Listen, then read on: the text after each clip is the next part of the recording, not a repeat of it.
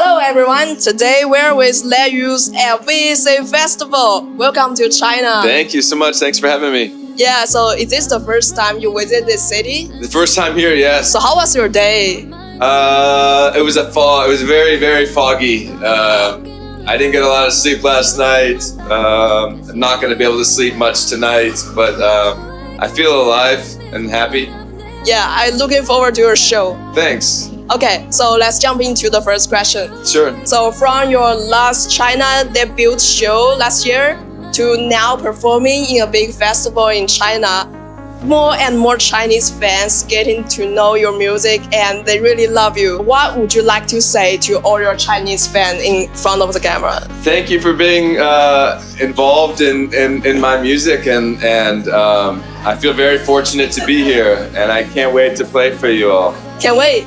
Okay, thank you. So the next question is, so from your early new disco and R&B sampling style to now you are making melodic house sounds. So what drove you this shift in your music direction? It's a good question. I've never answered that question actually. No one's ever asked me that. The shift, I think I just kind of got like, just kind of bored and wanted to do something different and wanted to do something that felt more authentic to me. And at some point it stopped feeling authentic. And this makes more sense for me. Feels more like me.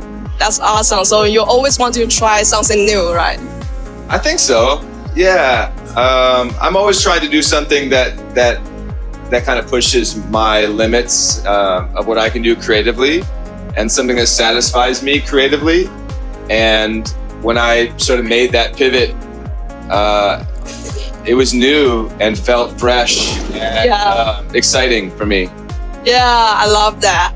Okay, thank you. Now the next question. Your album, Who Are You Really, was released last month. That's really beautiful album. I love that. Thanks so much. Yeah. So are there any stories behind this album that you'd like to share with us? Yeah, it was an album about introspection and sort of like looking into the mirror and asking myself that question. And, you know, like, that's a question I've asked myself 100 times, 6 inches from the mirror. And so getting to make an album that kind of touches on that topic was really special for me. And yeah, like it kind of felt like a concept album and I have never done something like that. And instead of just a collection of 14 songs, this was like 14 songs that all kind of revolved around the same concept, if that makes sense. Yeah, so it's about rediscovering yourself. Yeah, I like how you put that. That's beautiful. Yeah. Yeah, okay. So next, if you could recommend only one track from this album to your fans, which one will you choose? Probably Sanctuary. Oh. Yeah, you know what? No, I take that back. Yeah, Sanctuary. Let's do Sanctuary. Okay. Sanctuary. Why? I don't know, because it was an early song for me, and it's a song that I was working on when the sort of concept of this album started coming together, and so for me that's a really close one. If I had to pick a song from the other side of the line, so to speak, I think I would pick Somebody New, and that one means a lot to me.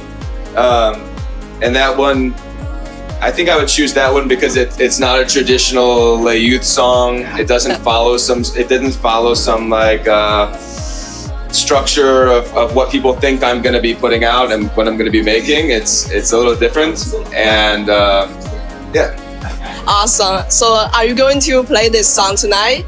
Ooh, that's a good question. I have a shorter set. I don't think I'll get to that one. I'll definitely play Sanctuary, but I don't think I'll get to Somebody New. But also, like, you know, all my sets are unique and never repeated. I don't think I've ever played the same set twice, unless by happenstance, a coincidence. So who knows? Maybe I'll get inspired to play that one tonight. Oh, looking forward to that. Yeah. Yeah. Okay. So, what did you expect your fans to take away from this album when listening to all of the music? That's a good question. I don't know. Maybe it would inspire a fan or somebody who listens to the album to kind of confront that question of who are you really, and I don't know, maybe it would encourage that introspection. And I don't know, maybe also like, yeah, I'm gonna leave it at that. I think that, yeah, maybe, you know, to encourage their own introspection and looking into the mirror and asking themselves, who am I really? Yeah. Yeah, I get it. So it's very wholesome energy. Wholesome? Yeah. Yeah. I guess so. I mean, that's kind of my MO. That's the wholesome is. Sometimes I wish I could be. I could stop being so wholesome. Okay. I'm like, yeah, I don't know. That's how I was raised. So next, the album title, Who Are You Really? It's a question that really cuts right to the core.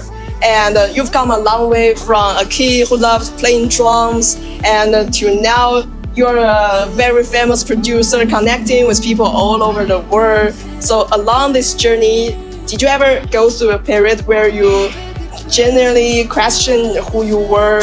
And does this album represent that you have found the answer? No, I've definitely not found the answer. In fact, maybe I've learned that maybe the answer is never really there. I see. Yeah, I think I don't know. Maybe there isn't an answer. I don't know. Maybe that is it.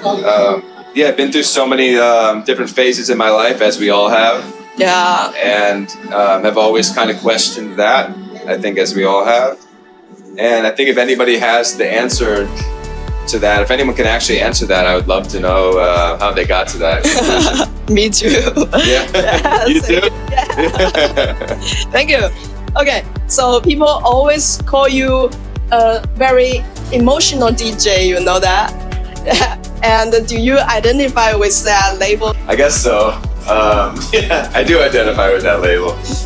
Again, I think that goes back to my answer earlier, which is like, I don't know how to be anything other than that. It's just how I've operated and what makes me me. I don't know. You can ask Brianna, my wife, what she thinks about that question. I think that's very awesome. That's why we love you. Thank you.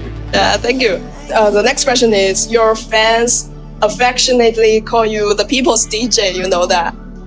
Yeah. And your ability to connect with the crowd during your sets has become one of the highlights of your live shows. And I'm really curious, so when you're playing a set, do you actively looking at the crowd and try to feel their energy and then adjust your performance? It's exactly what I do. It's good question. It's exactly what I do. Thank you. I've learned that because I've often asked myself why I am the way I am and why I perform the way I perform, and actually more recently I've kind of discovered I'm always seeking to get that fulfillment for myself. I always want to get to that level. I always want to leave the show feeling like I connected. Yeah. And maybe that's what music, or at least playing live music, has grown into for me. I always seek that connection. And yes, some of my favorite shows have been in some of the worst venues with the worst sound systems. Oh. But like, I made a connection with a handful of people. Awesome. And for me, that small connection outweighs the thousands of people at a potential show. Yeah, I don't know. Maybe that's selfish. And one of the problems that I'm running into is like some of these shows are quite big, and I can't connect with everybody as much as I try. And so I can only kind of connect with a handful of people, and yeah. So I guess one of the problems that's happening is I can't be the, as you put it, the people's DJ for everybody. Unfortunately, as much as I try. Sometimes the people are just too far back, and I don't know. And I think sometimes, the truth is some people don't want that anyway. So I guess like if you come to the front, maybe you'll get a piece of the people's DJ, as you said. I will come to the front tonight. Yeah, good. Yeah. Okay. So thank you for creating so many core memories for all of the audience. It's very nice of you to say. So the next question is, the Who Are You Really tour will feature like a 316 stage. That's very beautiful. And I'd like to know, will you consider bringing this tour to China? I absolutely would. Really? Yeah. I think when I started doing these 360 shows, there was only a couple artists that had been doing it before me, and now it's become a more popular thing. But when the last time I came to China, it was even less of a popular thing, and so these kind of shows kind of break down a lot of borders that a lot of venues and promoters and even the fans aren't used to those walls being kind of knocked down, and like I said, like I thrive off that. It kind of gives me the energy I need, and it gives me the fulfillment I need to make those connections. And it's much easier to make those connections when you're playing 360 and you're face to face with the crowd. Yeah. And so again, maybe it's a bit selfish of me, but yeah, I would love to bring it to China, as long as like I knew that, like, you know, people were okay with that. You know, like I've just learned that some places, certain things, just people are that like you just can't do certain things in certain places. If that makes sense, I don't know. Does that make sense? I think your fans will definitely love that. I think they totally would. I think the only thing that would prevent that from happening would maybe be like a promoter issue or the venue.